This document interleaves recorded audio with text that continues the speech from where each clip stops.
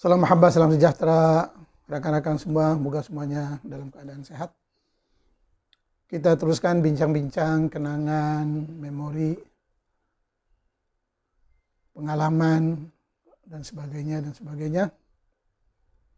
Sekitar budaya, bahasa, sejarah, agama, dan perjalanan hidup.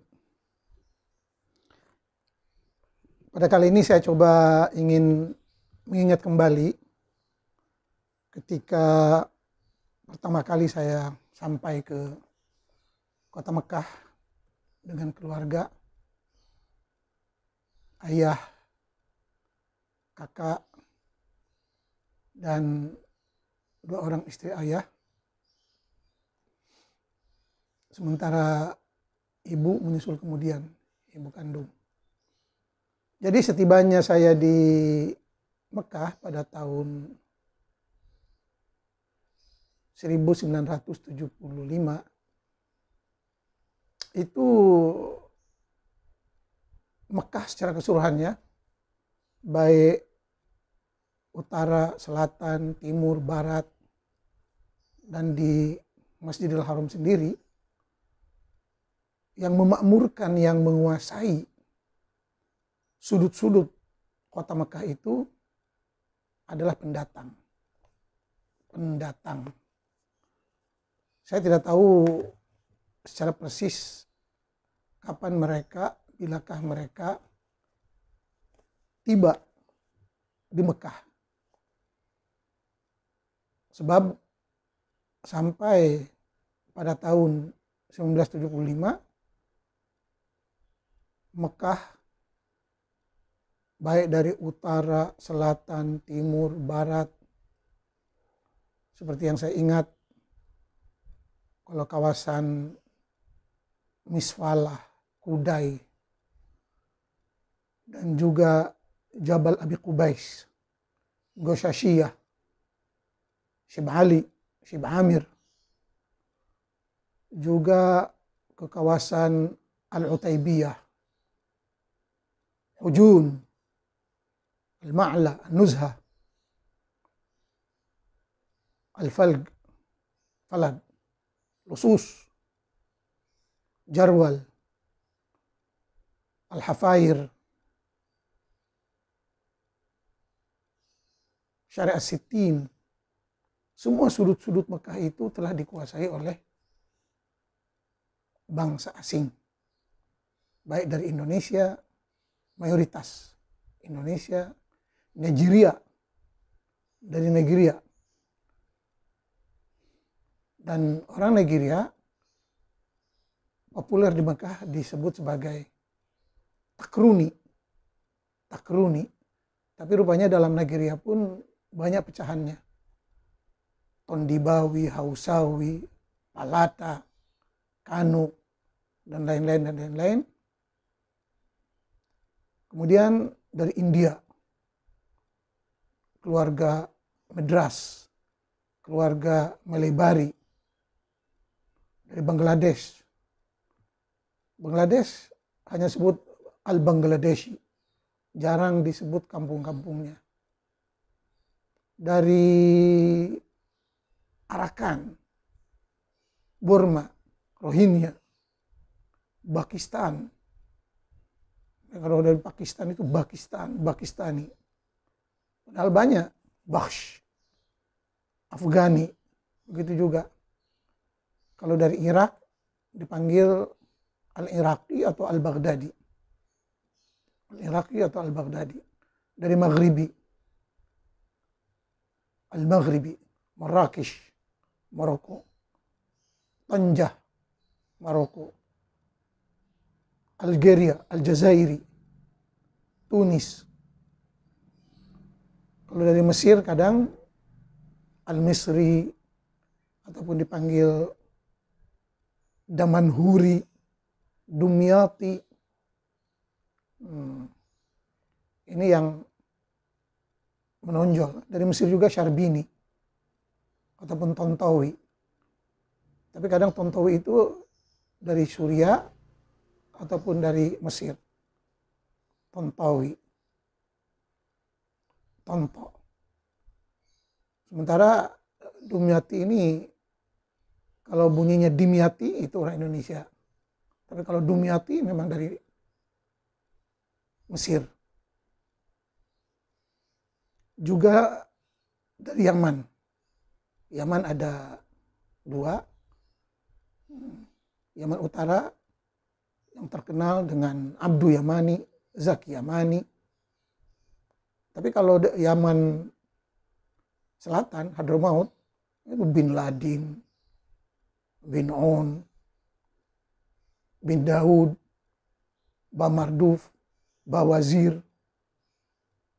Bakathir, yang ada babanya. Bahkan Atos, Sagaf, Idrus, nggak ada pakai Said. Itu di Mekah. Nggak ada. Yang paling banyak dari Indonesia, kadang ada di antara mereka membuat nama Al-Indonusi, Fulan atau siapa, Muhammad Al-Indonusi. Tapi ada juga yang dinisbahkan kepada kampung masing-masing. Nah, seperti Hasan Jawa. Hasan Jawa. Dan Jawa ini ada 2. Ada Jawa dari tanah Jawa, ada Jawa yang ke Johor, ke Malaysia, dia pakai Jawa juga. Seperti ada tokoh Ibrahim Riki. Ibrahim Riki pemain sepak bola Al-Ahli. Itu waktu saya ke sana itu lagi tenar namanya. Ibrahim Riki. Meriku. Ibrahim Riki itu keturunan Jawa, Johor, Malaysia. Saya kenal dengan sepupunya. Jadi gitu. Hasan Jawa. Jawa ataupun Jawa. Ada juga Jambi, Sumatera, Jaha, Banten. Atau kadang Banten. Jarang dibilang Al-Bantani. Nggak ada. Seperti Syekh Thohir Banten. Syekh Thohir Banten. Dia tidak bilang dirinya Al-Bantani. Beliau adalah guru di Darul Ulum Ibtidaiyah. Saya belajar dengan beliau. Dan putra beliau, Dr. Muhammad Saleh Thohir Banten. Pernah jadi Menteri Komunikasi Saudi dan Menteri Haji dan Wakaf. Banten. Karawang. Dari Karawang. Dari Karawang. Cuman anehnya yang datang dari Indonesia itu hampir kebanyakan mereka matanya sipit. Ini minta maaf bukan berarti tujuan menghina atau apa. Ini kemungkinan Muslim Cina, warga negara Indonesia yang hijrah ke sana. So kebanyakan mereka matanya sipit. Tidak seperti kulit, sawo matang, muka mata bulat, jarang. Jadi kebanyakan yang ke sana itu baik dari Banten ataupun Karawang, Garut, itu matanya sipit-sipit. Oke, jadi ini keluarga-keluarga yang memenuhi sudut-sudut kota Mekah. Banten, Karawang, Korut, Garut, itu keluarga, ailah, keluarga. Syekh Fulan, Garut. Samadani, Sumedang. Sakabumi. Serbaya, Surabaya. Mandura, Madura. Ini ada seorang tokoh keturunan Madura, Profesor Dr. Muhammad Mandura, pakar sains fisika di King Saud University. Saya pernah jumpa dengan beliau. Juga Samara, Hashim Samara. Ini dari Semarang, Hashim Samara. Itu guru saya yang mengajar kimia, dan beliau juga ada seorang saudara pilot di penerbangan Saudi. Samara, Aceh. Jadi kadang di Aceh itu banyak, Aceh besar, Aceh ini. Tapi kalau yang datang dari Aceh itu Ashi. Dulu rumah keluarga Ashi itu ada di dekat dengan Hotel Zamzam dulu, di kawasan Al-Falq, Palak. Ashi Mandeling. Orang Mandeling. Itu orang Batak. Jarang dipanggil Pulan Batak. Nanti takut keliru dengan Bawazir, Bamarduf, Bahaswen. Ini Batak. Tapi katanya ada kajian juga bahwa warga Batak ini ada kaitannya dengan warga Arab. Nggak tahu ini mengikut desas-desus. Tapi kita lihat hari ini orang-orang Mandeling ya dari Mandel, dari kawasan Vietnam katanya, ataupun dari kawasan India, Mandel, Vietnam atau bukan Vietnam, Myanmar, ada Mandel, yang mana asal mereka katanya dari India juga. Mandeling, batu bara. Jadi walaupun kita tahu banyak marga di Sumatera Utara, Nasution, Lubis, dan lain-lain, tapi biasanya yang Muslim itu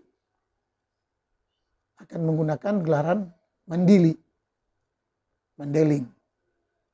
Ini banyak. Juga batu bara, Indragiri, ya.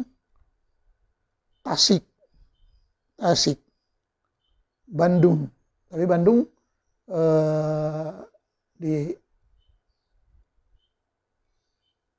disebut Bandung,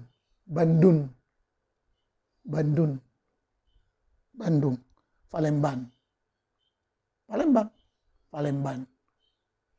Oke. Fadin, Padang. Jarang tokoh-tokoh terkenal di sana menggunakan Al-Minangkabawi, nggak ada. Itu nama kemudian, muncul kemudian. Tapi kebanyakan kawan-kawan yang ada di Mekah ketika itu, yang menjadi syekh, yang menjadi dosen, dia biasa menggunakan Fadin, Padang. Termasuk Syekh Yasin Padang, Fadin. Boyan dari Jawa Timur, naik lagi pesawat ke Pulau Bawean. Jadi Boyan. Bahkan keturunan Syekh Nawawi saya kenal. Beliau menjadi mutawifah, yaitu Syaikhah Nafisah Umar Nawawi. Syekhah Nafisah Umar Nawawi. Ini beliau mengatakan bahwa beliaulah di antara keturunan Syekh Nawawi Al-Bantani. Jadi Al-Bantani itu gelaran kemudian disebut oleh orang Banten, sedangkan di Mekah sendiri nama beliau hanya Nawawi. Jadi Banten itu ataupun Al-Bantani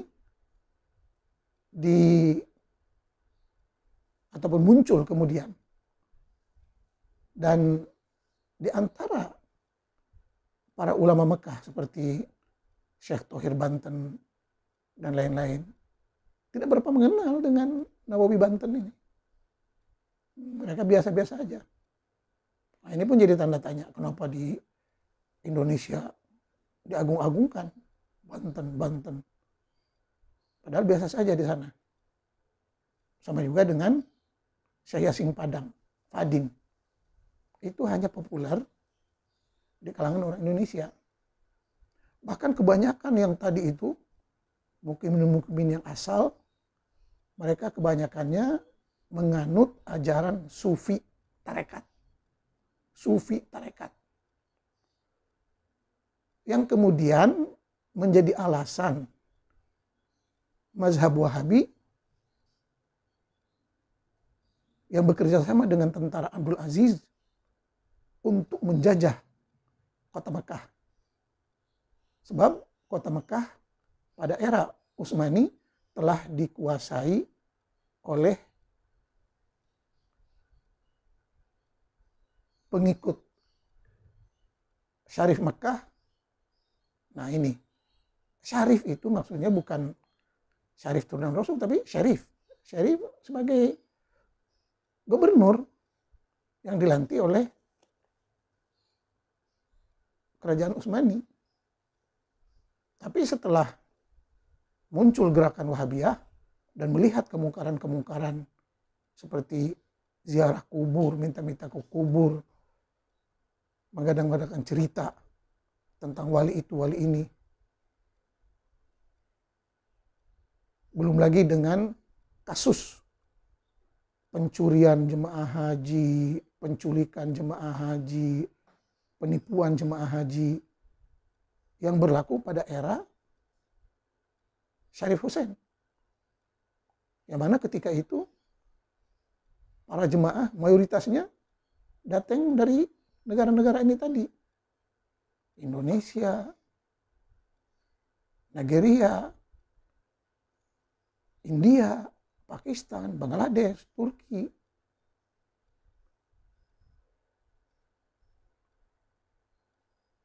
Dan di sini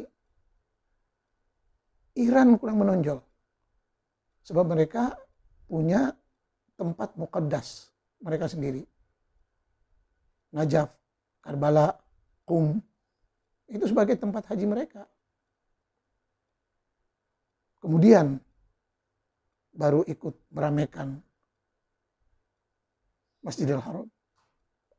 Jadi yang meramaikan Masjidil Haram itu orang Indonesia. Pada era Syarif Hussein yang masih di bawah kekuasaan Turki. Utsmani ataupun Empire Utsmaniyah. Yang mana Empire Utsmaniyah ini hanya mementingkan upeti, pajak.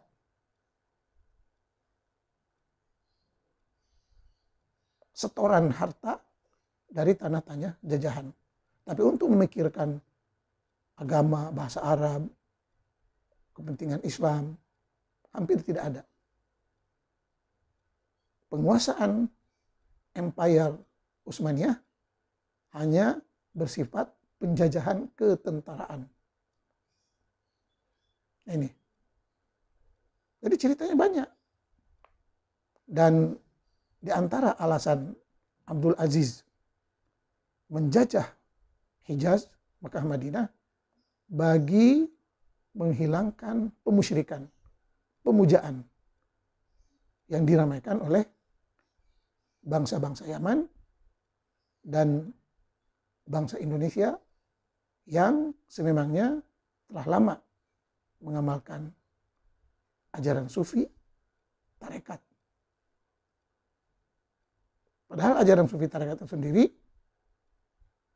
pengaruh ajaran Syiah, pengaruh ajaran Zarathustra, pengaruh ajaran Kristen. Ini kajian. Jadi diteruskan, oke, sebelum terlupa, jadi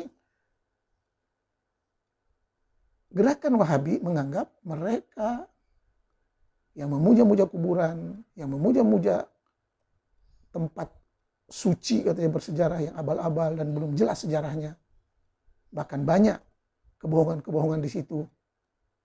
Setelah dikaji melalui arkeologi, melalui manuskrip, tidak ada. Banyak sejarah-sejarah Mekah itu yang tersisa ada di Syam, ada di Petra, bukan di situ. Jadi Mekah itu sendiri masih diperdebatkan. Jadi melihat keadaan pemusyrikan itu, gerakan Wahabiyah disokong oleh gerakan tentara King Abdul Aziz dan of course disokong juga oleh tentara Inggris, berhasil menjatuhkan kerajaan Syarif Hussein dan membersihkan Mekah dan Madinah dari pemusyrikan, pemujaan yang selama ini digembar-gemborkan oleh pengikut tarekat dari Yaman terutamanya, dari mereka yang mengaku Sayyid dan Wali dan Habib, dan para pengikut Syarif Hussein. Maka gerakan Wahabiyah menghancurkan dorih-dorih, pemakaman-pemakaman, pemujaan-pemujaan, dan diratakannya dengan bumi. Nah itu. Dan ini bisa dirujuk di sejarah Tarikh Ibn Ghannam. Tarikh Ibn Ghannam. Tarikh Ibn Ghannam. Sejarah Ibn Ghannam dalam bahasa Arab. Yaitu gerakan Abdul Aziz dengan Wahabiyah dalam membersihkan kemusyrikan, pemujaan, khurafat yang ada di Saudi. Jadi mereka tidak segan menyerang orang yang sedang azan, sedang sholat. Sebab pada pandangan Wahabi, mereka para pemuja kuburan itu adalah kafir, musyrik, murtad. Jadi bayangkan. Baik. Jadi di antara keluarga-keluarga Indonesia, Mandili, Batubara, Indragiri, Tasik, Bandung, Palembang, Fadin, Boyan, Jambi. Dari Jambi, Fulan Jambi, Bugis. Jadi yang datang dari Sulawesi itu, baik dari Makassar ini, yang dikenal hanya Bugis. Fulan Bugis. Bugis, Banjar. Satu Kalimantan. Yang terkenal di Mekah itu hanya Banjar. Adalah Sambas kadang-kadang, tapi yang Banjar ini lebih lebih terkenal. Dari Lombok, jarang sebut Lombok, misalnya disebut Ampenan, Fulan Ampenan, Abdul Muhsin Ampenan, dari Ampenan. Kalau dari Ambon, ada juga dipanggil Ambo, Ambo. Tidak dibaca Ambon, tapi Ambo. Dari Kampar. Dari Kampar. Jadi ini diantara marga-marga, keluarga-keluarga yang hadir dan sah telah menjadi warga negara Saudi pada tahun 1975. Dan kebanyakan mereka itu terlibat sebagai, ataupun profesi mereka sebagai mutawif. Mutawif. Asalnya muzawir, yaitu pemandu, pelancong, guider, muzawir. Jadi mereka bertugas untuk membimbing para jemaah haji dari daerah masing-masing yang akan berziarah ke Mekah, ke Madinah. Ada kalanya di Mekah saja, di Madinah lain. Ini ceritanya sangat rumit. Sebab waktu itu haji dan umroh belum ada sistem lagi. Kacau. Dan selalu berubah. Jadi kalau di Mekah dulu muzawir terus bertukar kepada mutawif yang membawa jemaah haji tawaf. Walhal kemudian mutawif itu sendiri tidak memandu, mewakilkan orang lain. Mupah lagi. Muzawir, mutawif, pindah lagi ke syekh. Jadi dia seolah-olah ketua kabilah. Ketua kabilah. Jadi keluarga-keluarga ini dari Jawa, dari Jambi, dari Banten, dari Sukabumi hanya menjadi syekh, menjadi kepala kepada jemaah haji yang datang dari daerah masing-masing. Di situ. Jadi nggak boleh Syekh Jambi mengelola jemaah haji dari Banten, nggak boleh. Begitu juga Syekh Sukabumi mengelola jemaah haji dari Sumedang, nggak boleh. Ini sudah ada. Kita pun tidak tahu siapa yang menentukan ini. Jadi kadang awalnya bagus untuk membantu. Lama-kelamaan setelah jemaah haji makin ramai, makin banyak, dan makin menggiurkan keuntungannya,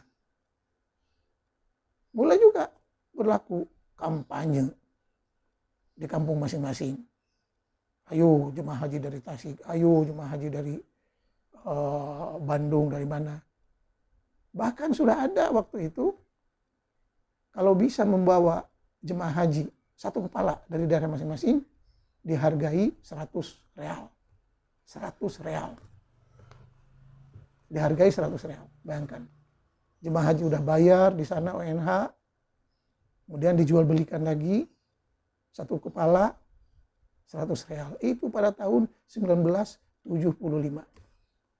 Praktek memperdagangkan kepala orang. Jadi sifat-sifat bajingan itu sudah ada. Mereka pun tahu cungar-cengir atas nama ibadah. Waktu itu belum nampak keuntungan besar dari haji dan umroh. Nah, setelah keadaan makin gawat, kadang antara syekh dengan syekh saling serobot, saling berantem, makin kacau. Begitu juga dengan negara-negara lain. Maka ditukar dari sistem syekh-syekh ini ke muassasah, yayasan. Sekarang tukar lagi ke syarikah, company. Begitulah seterusnya. Yang menjadi korban adalah jemaah haji, terutamanya jemaah haji dari Indonesia. Sebab paling mahal bayarannya dan paling jelek servisnya. Tidak hanya dipermainkan di dalam negeri, setelah di sana pun menjadi mangsa juga. Sangat menyedihkan. Dan ini berlaku kepada negara mayoritas muslim yang mengantar jemaahnya terlalu banyak. Oleh sebab itu saya respect lah kepada beberapa negara seperti Malaysia, Singapura. Dia hanya mengantar beberapa orang saja yang bisa dikontrol, dikawal. Bahkan kalau boleh saya cadangkan, antar jemaah itu yang muda, yang kuat, bukan yang lansia, yang sudah sepuh. Tapi ya itu tadi, mayoritas jemaah haji dari seluruh dunia, mereka ingin ke Mekah, ke Madinah itu, ingin mati di sana. Dan ini yang sangat membahayakan. Jadi kalau kita mengasih pencerahan pun, ya hampir percuma. Sebab mereka sudah menyerahkan segalanya. Kuma Allah saja. Hidup syukur, mati lagi beruntung. Itu pandangan mereka. Yang anehnya bukan saja jemaah haji itu yang mau mati, bahkan keluarganya pun. Kalau orang tuanya mati di Mekah dan Madinah, sukaria, bahagia. Sebab katanya dijamin surga. Padahal Abu Jahal, Abu Lahab pun mati di Mekah atau di Madinah. Jadi kepercayaan-kepercayaan inilah yang mesti dibenahi. Menghargai manusia.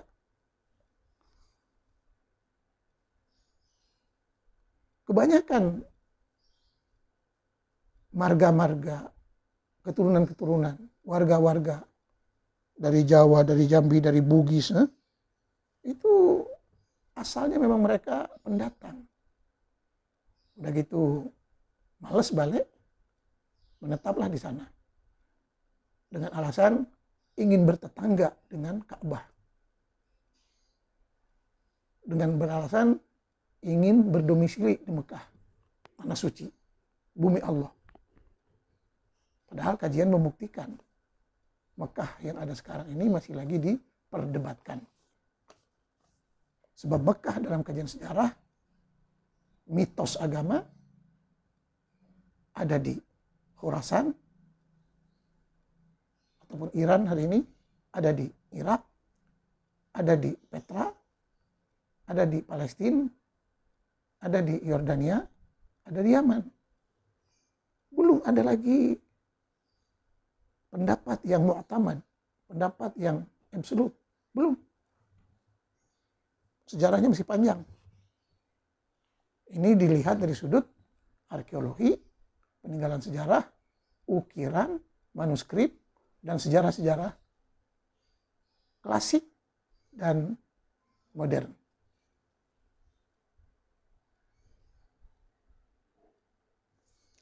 Dan telah lahir dari keturunan-keturunan mereka ini seperti Dr. Muhammad Saleh Thohir Banten, Profesor Doktor. Beliau pun jebolan Eropa atau Amerika. Sama juga dengan Muhammad Mandura, pakar fisika. Kalau tadi Muhammad Saleh Banten pakar komunikasi. Ini pakar Muhammad Mandura fisika. Ada juga Ahmad Faiz Fadin di King Saud University juga. Kayaknya beliau pakar kimia. Dan ini jarang dikenal. Walaupun mereka ada darah Indonesia, tapi yang menjadikan mereka ilmuwan, cendekiawan, ya karena dibesarkan di Saudi oleh kekayaan Saudi. Jadi mereka sendiri tidak merasa bahwa mereka itu sebagian dari Indonesia. Bahkan kebanyakan generasi kedua, ketiga sudah lupa dengan Indonesia. Dan tidak bangga disebut Indonesia. Mereka, keluarga-keluarga ini, bahasa Indonesia pun tidak pandai. Adalah kadang satu dua yang memaksakan, yang masih lagi mengelola jemaah haji. Itu pun bahasa Indonesia yang acak-acakan, bercampur dengan bahasa Arab.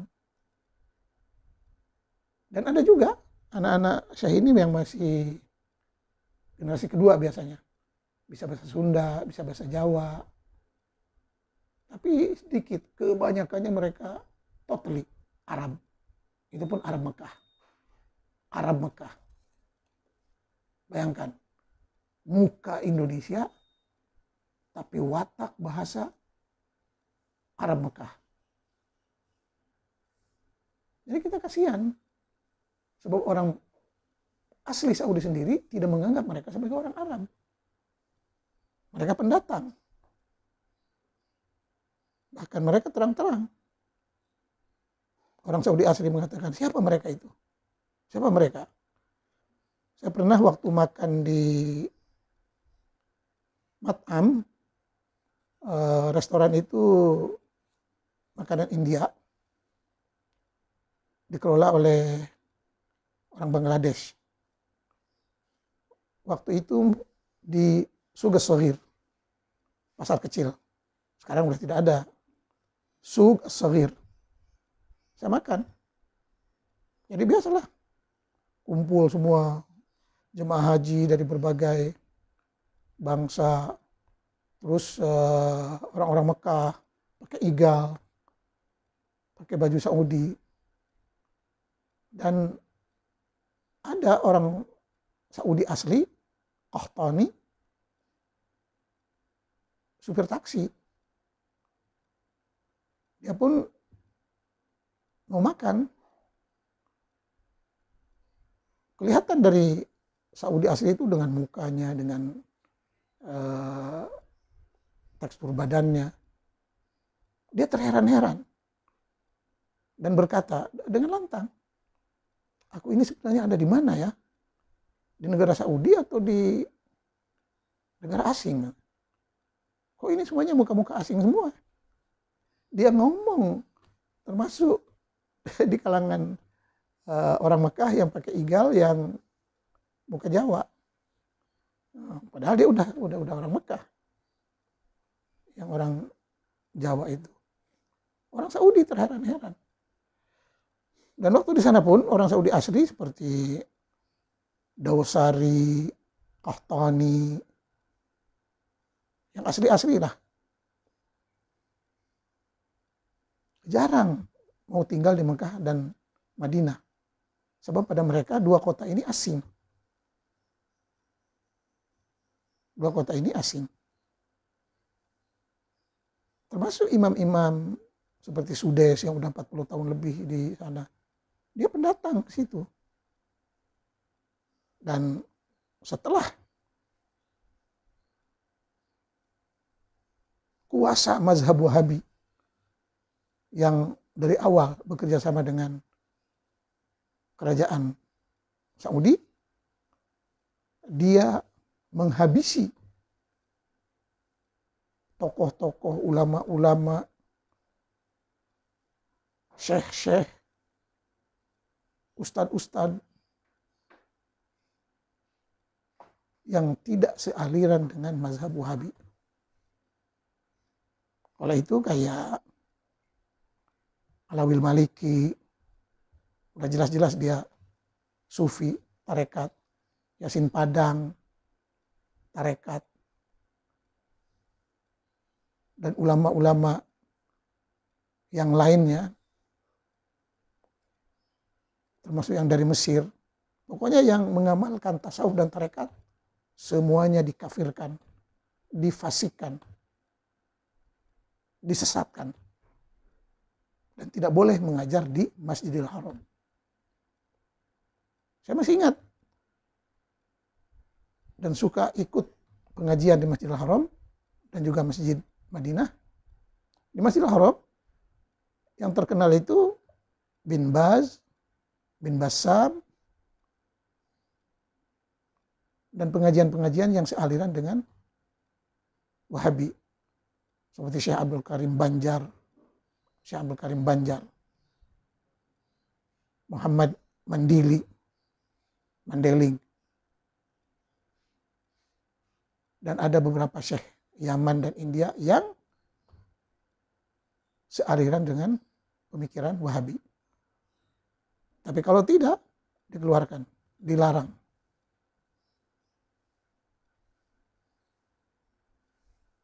Muhammad Alawil Maliki pun hanya bisa berceramah setiap 17 Ramadan untuk mengingat Perang Badar, 17 Ramadan. Tapi kemudian itu pun dihentikan. Nggak ada. Jadi hanya itulah. Ada dulu syekh dari India dan mengajar pakai bahasa India. Setelah tawaf itu banyak orang ikut di situ. Semua suaranya teriak-teriak, permaya, permaya, permaya. Walaupun dia sealiran dengan Wahabi, tapi tidak menggunakan bahasa Arab, akhirnya diberhentikan. Begitulah. Di Madinah dulu terkenal. Yang paling populer itu Syekh Abu Bakar Al-Jazairi. Wah, itu Wahabi meles. Yang lain nggak ada. Baru kali ini ada beberapa alumni Universitas Madinah, Universitas Islam Madinah, dari Indonesia, dari Malaysia, yang dibolehkan mengajar di Madinah. Itu sebab sealiran dengan Wahabi. Jadi itu. Jadi banyak sebenarnya ulama-ulama dari Yaman, dari Mesir, dari Suriah, tapi mereka lebih mepet-mepet ke tasawuf tarekat. Dan itu semuanya dilibas oleh ulama Wahabi. Jadi ini di antara keluarga Indonesia yang ada di Mekah. Dan kebanyakannya kerja mereka sebagai pemandu guider jemaah haji. Yang sampai satu masa menjadi rebutan sebab mengejar keuntungan. Sementara jemaah haji terbiak, terus beralih kepada sistem muassasah, beralih kepada sistem syariah yang masih lagi mengalami hal-hal yang sama, masalah yang sama, problem yang sama. Kalau boleh nanti pemerintah mesti turun tangan dan membatasi jumlah jemaah haji. Tidak mesti ikut kota, tapi mesti menjaga kebajikan nyawa para jemaah yang betul-betul mau beribadah. Lansia cukup dengan badal. Lansia cukup dengan badal. Sebab paling banyak dirugikan dalam pengelolaan jemaah haji adalah jemaah haji Indonesia. Sudah paling mahal, tapi layanan tidak sebanding. Tapi apa boleh buat? Sebab jemaah haji sendiri telah rela untuk mati di sana. Pergi untuk mati. Sebab itu, setiap jemaah haji di Indonesia itu sebelum pergi diazani. Seolah-olah ditalqin. Untuk mengucapkan selamat tinggal. Dan itulah yang berlaku pada era Syarif Hussein, di mana jemaah haji sampai ke sana itu yang masih naik onta, dirampok, diculik, dijadikan hamba, dianiaya. Tapi semuanya pasrah. Sebab itu semuanya karena Allah. Ujian untuk meningkatkan derajat keimanan. Mengenang cerita Nabi Ibrahim dan Ismail dan Hajar. Padahal itu cerita Yahudi mitos. Tidak ada kaitannya. Tapi begitulah mitos, dongeng yang mengada-ngada bisa menguasai, membius orang-orang yang tidak mau menggunakan akal sehat. Jadi di antara kaum lain yang ada dari Nigeria, Dari Nigeria biasanya di sana disebut Takruni. Tapi mereka banyak rupanya kelompoknya. Tondibawi, Hausawi, Falata, Kano. Dan mereka pun sama kayak orang Indonesia. Tapi lebih banyak orang Indonesia. Mereka mengelola jemaah yang datang dari negara masing-masing. Daerah masing-masing. Dari Syria, Syami. Datang dari Syria itu biasanya jarang dikata Suri. Tapi Syami dari Syam. Dari Palestina. Dipanggil Falastini ataupun Maqdisi, Mardini, Turki, dari Turki. India, kadang Hindi ataupun Malebari atau Medras. Nah dari Yaman yang agak unik. Nah, jadi kalau yang dari Yaman Utara, San'a, dia jelas-jelas. Fulan, Abduh Yamani, Zaki Yamani. Yamaninya itu ada. Tapi kalau yang dari selatan, Hadramaut, jarang mau sebut Yamani. Dia akan guna Bawazir, Bamarduf, Bamatrud, Baswedan, Al-Yahya, Badaud, bin Daud. Badaud bin Daud, bin Ladin. Kadang guna ba, kadang guna bin. Itu yang paling ketara. Belum lagi dengan atau Sagaf, Idrus. Dan tidak pakai Said. Dan mereka yang Atos, Idrus, Sagaf tidak mau dipanggil Said di Mekah. Sebab takut dikaitkan dengan Syarif Hussein yang keluarganya dibantai oleh keluarga Saud. Filipina pun ada sebenarnya, tapi tidak berapa menonjol. Filipina. Yang menonjol kemudian pada era 80-an. Dengan mengirim banyak suster. Saya pun terkejut mula-mula. Ini di rumah sakit kok banyak suster kayak Indonesia. Wajahnya kayak orang Indonesia. Pas diajak ngobrol, pakai Tagalog. Salama. Oh rupanya dari tahun 80-an. Saudi telah menerima banyak suster, nurse dari Filipina.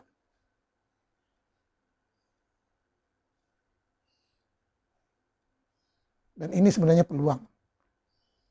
Kalau sekolah-sekolah kejuruan, perbidanan, nurse di Indonesia, kalau mau mengirim ke Saudi, itu lebih baik daripada mengirim TKW yang kurang mahir. Ataupun siapkan TKW yang profesional.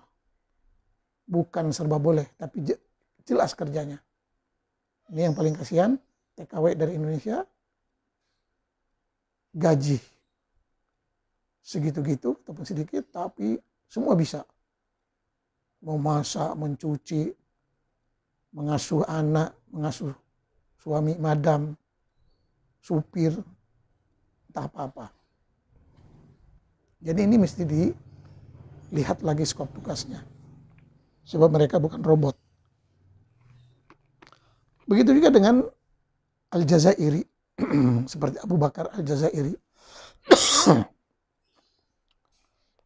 Jadi Saudi pada keseluruhannya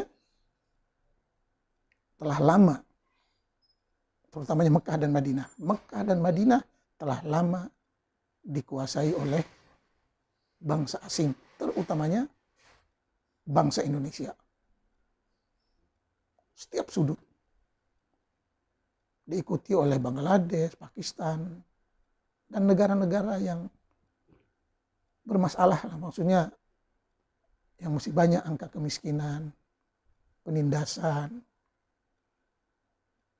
Dan kebanyakan mereka yang datang ke Saudi itu hampir tidak mau balik ke negara asal. Sebab melihat dengan adanya jemaah haji yang tidak terputus-putus, rezeki terus datang. Padahal saya sendiri mengalami apabila sistem Saudi sudah semakin ketat, mesti ada iqomah, mesti ada KTP, mesti ada izin tinggal yang resmi. Tidak mudah untuk mencari kerja. Bahkan pengalaman saya hanya bekerja di musim haji, mungkin dalam masa 3 bulan, untuk bekal hidup sepanjang tahun. Ini sangat menyiksa. Sangat menyiksa. Ya apa yang boleh buat? Saya pernah cerita. Sebenarnya kami pergi ke Mekah itu secara dijebak oleh agen. Padahal hidup kami di Indonesia, rumah ada 4. Rumah ayah lah. Ada di Karawang, di Tasik, di Bogor, di Tangerang. Di Tasik ada tanah, ada kolam. Di Karawang ada tanah, ada kolam, ada kebun. Tumbuh-tumbuhan, pisang, buah-buahan, semuanya ada. Tidak pernah kelaparan. Di Bogor pun begitu. Ada kedai, warung. Di Tangerang pun begitu. Hidup aman nyaman. Entah bagaimana ayah berkenalan dengan seorang yang katanya suka mengantar umrah pada era 75. Akhirnya ayah dengan keputusannya sendiri ingin coba menggendong nasib. Entah Mekah masih zaman dulu, rupanya semuanya sudah berubah. Dan ayah pun tidak lama di sana, hanya 3 tahun, terus pulang. Sementara saya karena sudah sekolah terlanjur, mesti meneruskan hidup dengan apa adanya. Dengan segala kepedihan, peritnya merantau, susahnya mencari kerja, sekolah tanpa beasiswa, hanya mengandalkan bantuan, terutamanya dari kakak yang bekerja sekali-sekala, dan saya sendiri coba mencari nafkah di sana. Dan hari ini kita lihat banyak mukimin-mukimin yang mengalami pengalaman yang sama, di mana usaha untuk mencari kehidupan dari para jemaah haji pun, baik dari badal haji, dari dam, dari ziarah, sudah di-sekat dan dikelola oleh muassasah atau syarikah. Dan sekarang makin canggih lagi. Padahal kewujudan dan praktek ibadah itu sendiri masih mitos. Yang mana mitos ini mampu mengelabui jemaah haji seluruh dunia. Padahal hakikatnya tidak begitu. Masih dikaji lagi. Dan haji umrah hanya untuk mereka yang mampu. Yang tidak mampu tidak usah. Jadi begitulah contoh-contoh orang asing pendatang yang ada di Mekah dan di Madinah. Kalau dari Malaysia jarang kadang disebut Al-Malayu. Al-Malawi tidak. Dia Kalantan, fulan Kalantan, fulan Kadah, fulan Berak, Perak. Ada terkini Selangor, dari Selangor. Dan kalau dari Thailand itu Fatani. Fatani atau Siam. Siam. Padahal dia Siam. Bangsa Siam. Tapi di sana dipakainya Siam. Sama. Wajah serumpun. Dari Singapura hampir tidak ada. Dari Brunei hampir tidak ada yang di sana. Jadi dari Fatani, selatan Thailand, kadang guna Fatani, fulan Fatani, ataupun fulan Siam. Padahal banyak Di Fatani itu kawasan lain, Naratiwat dan lain-lain.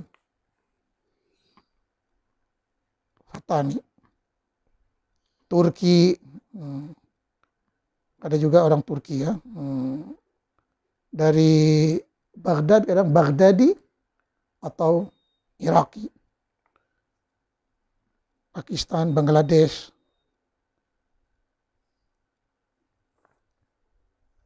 Dari Ethiopia, dari Habsyah, dari Somalia. Kadang dia menggunakan Somali ataupun Habsyah.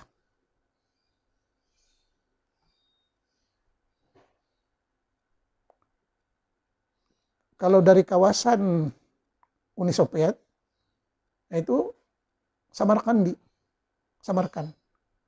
Fulan Samarkandi, ataupun Bukhari, Ruz Bukhari. Dan hampir kebanyakan mereka pun menganut Sufi, tarekat. Tapi ada juga yang sudah jadi Wahabi. Fulan Bukhari, jadi Wahabi. Terkenal di Mekah pun dengan Ruz Bukhari. Dari orang Bukhara lah. Ataupun Kabuli, dari Kabul, Afghanistan. Dan pada akhir-akhir ini, semua orang asing yang bukan warga negara asli sudah diusir. Kita merasa kasihan kepada mereka yang mana mereka lahir di Saudi, di Mekah, menguasai bahasa Arab, menjiwai budaya Arab, tapi dipaksa suruh balik ke Banjar, balik ke Madura, balik ke Afghanistan, balik ke Nigeria, ke Bangladesh. Hampir merasa terputus dari tanah tumpah darah dia. Bagaikan seorang anak yang terputus dari ibu kandungnya. Bayangkan. Beruntung kalau mereka tidak gila pun. Tapi itulah peraturan imigrasi internasional. Cerita yang mengatakan innamal mu'minuna ikhwah. Umat Islam itu saudara. Itu hanya di Quran. Dalam pelaksanaan tidak ada. Masing-masing pikirkan kehidupan masing-masing, negara masing-masing, bangsa masing-masing. Tidak usah lagi merasa paling Islami, paling Muslim. Kita perlu kembali kepada jati diri kita. Jangan sampai kehilangan jati diri. Kasihan saudara-saudara kita yang sudah menjadi warga negara Saudi, tapi dia bukan Saudi dan masih lagi dianggap sebagai kelas sekian, dan Saudi pun masih berpegang kepada sistem kabilah dan mengutamakan kabilah dia. Itulah lumrah kehidupan.